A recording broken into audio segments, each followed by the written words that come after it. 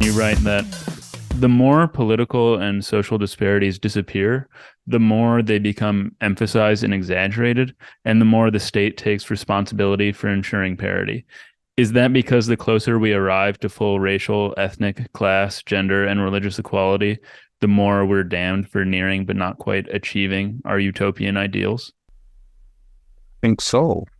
I think I've spent a lot of time on the West Bank and in Israel, and I'm always interested in profiles of some of the most radical terrorists. When I went over there 20 years ago, I wrote about it, and I would always ask people both on the West Bank and in that side Israel world, are the people blowing themselves up? They must be, or the biggest terrorists, they must be the poor. Well, sometimes the foot soldiers were the poor, or people who had mental problems, but the architects that were the most radical were very well off.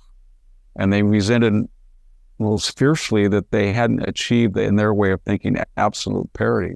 So we get to the situation in America where you have Oprah Winfrey from her $40 million estate in Montecito worth $2 billion, and she's interviewing Meghan Markle, I guess remotely, from the Duchess of Sussex's Montecito 20 million, and they're comparing stories about oppression and how they weren't treated the way they wanted. And they are wealthier and more privileged than 99.9%, surely more than the people of East Palestine, Ohio, that had nothing.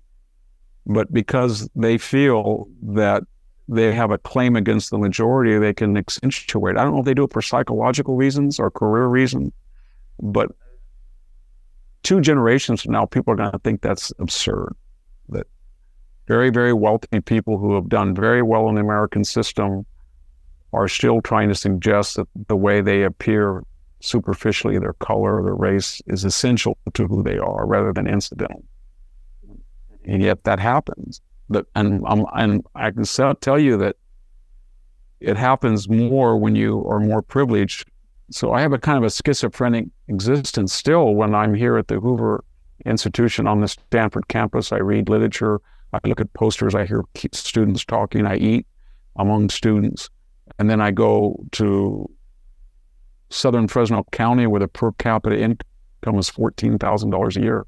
And if I'm on the farm or I have people that I see, mostly they're Mexican or Mexican Americans, very rarely do they talk about race. They never, they don't say this, but here it seems to be, it's just obsessive. There's fixations on it. And that's mostly people who are, regardless of their race, are very well off and privileged and been beneficiaries of the American system. But the people who haven't seem to have transcended race much better.